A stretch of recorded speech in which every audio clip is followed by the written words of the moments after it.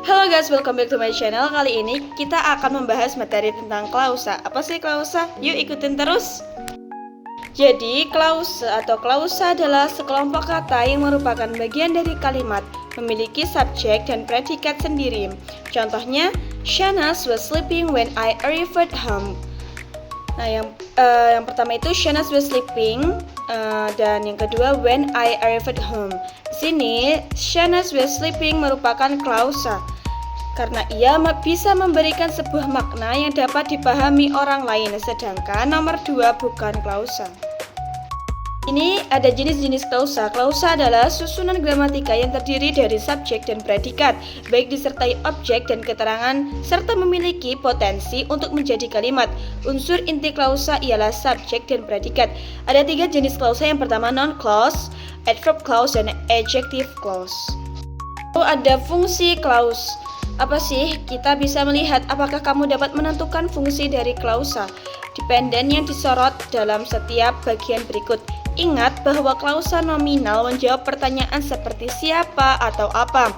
Klausa adjektif menjawab pertanyaan seperti yang mana, dan klausa adverbia menjawab pertanyaan seperti kapan, di mana, mengapa, dengan tujuan atau hasil apa, dan dalam konteks apa. Di sini sudah saya tulis ada noun, who, what, lalu adjective, which, dan adverb, when, where, why. Kita akan masuk pada jenis yang pertama, yaitu non-clause. Apa sih?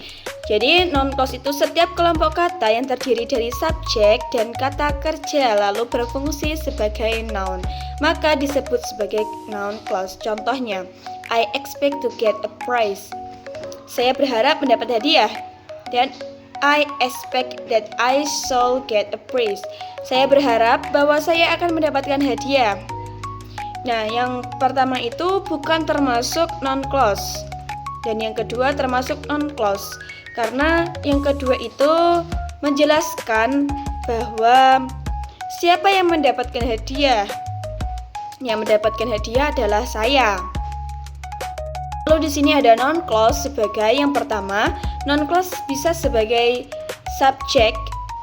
Contohnya that you say you surprise me. Lalu yang kedua, non-clause sebagai the object of a transitive verb. Contohnya, he says that he won't go. Lalu yang ketiga, non-clause sebagai the object of a preposition. Contoh kalimat, pay careful attention to what I am going to say. Yang keempat, non-clause sebagai in a position to a noun or pronoun. Contoh, your statement that you found money in the street will not be believed. Dan yang terakhir, non-clause sebagai the complement of a verb of incomplete predication. Contoh, my belief is that he will not come. Lalu di sini aku telah menyiapkan beberapa exercise buat kalian coba sendiri, dan kita akan masuk pada contoh adjective clause jenis yang kedua. Adjective clause adalah klausa yang berfungsi sebagai kata sifat untuk menjelaskan atau memberikan informasi lebih lanjut tentang kata benda atau kata ganti dalam sebuah kalimat. Sebuah klausa yang bertindak sebagai adjektif. Dalam hal ini, seluruh kelompok kata clause akan memodifikasi subjek, kata benda, noun, atau pronoun dalam sebuah kalimat. Contohnya, the umbrella with a broken handle is mine. Dan the umbrella which has a broken handle is mine. Kalimat kedua mengandung subjek dan predikat. Yang kalimat pertama bukan termasuk noun adjective clause karena tidak menjelaskan tentang suatu benda tersebut. Sedangkan kalimat kedua itu menjelaskan payung siapa yang rusak dan bagian mana yang rusak. Jadi yang termasuk adjective clause adalah kalimat yang kedua. Jenis clause terakhir ada adverb clause. Adverb clause adalah kelompok kata yang berfungsi sebagai kata keterangan dalam kalimat. Klausa ini tentu berperan untuk menjawab pertanyaan bagaimana, kapan, di mana, mengapa, dan sejauh mana layaknya fungsi dari adverb. Adverb clause biasanya didahului dengan subordinate conjunction. Subordinate conjunction adalah sebuah kata atau frasa yang berfungsi untuk menghubungkan klausa dependen dan klausa independen. Selain itu, bisa menandakan hubungkan sebab akibat, misalnya after, because, when, talk, dan lain-lain. Di sini ada adverb clause sebagai pertama, adverb clause yang menjelaskan tentang waktu. Di sini kita bisa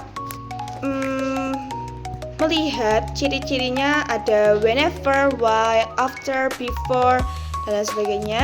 Contoh kalimat, when you have finished your work, you may go home.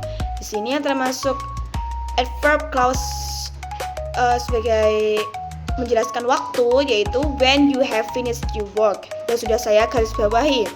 Lalu yang kedua ada adverb clause yang menjelaskan tempat. Contoh, I have put it where I can find it again. Yang ketiga ada adverb clause yang menjelaskan tentang tujuan, purpose.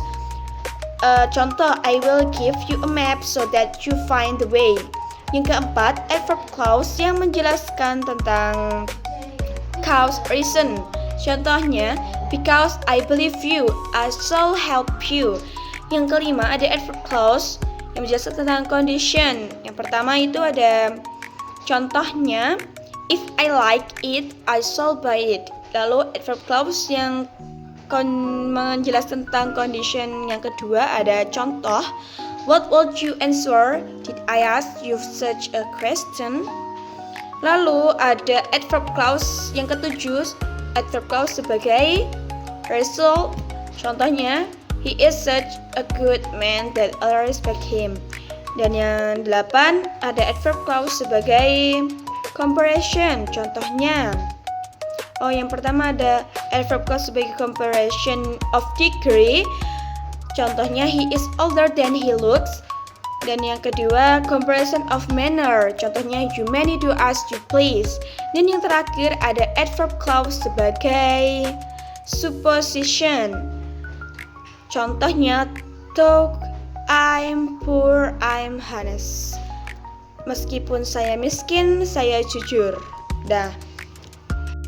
Ya, materi singkat mengenai clause dari ketiga jenis, yaitu non-clause, adjective clause, dan adverb clause. Terima kasih telah menonton dan selamat belajar. Thank you for watching.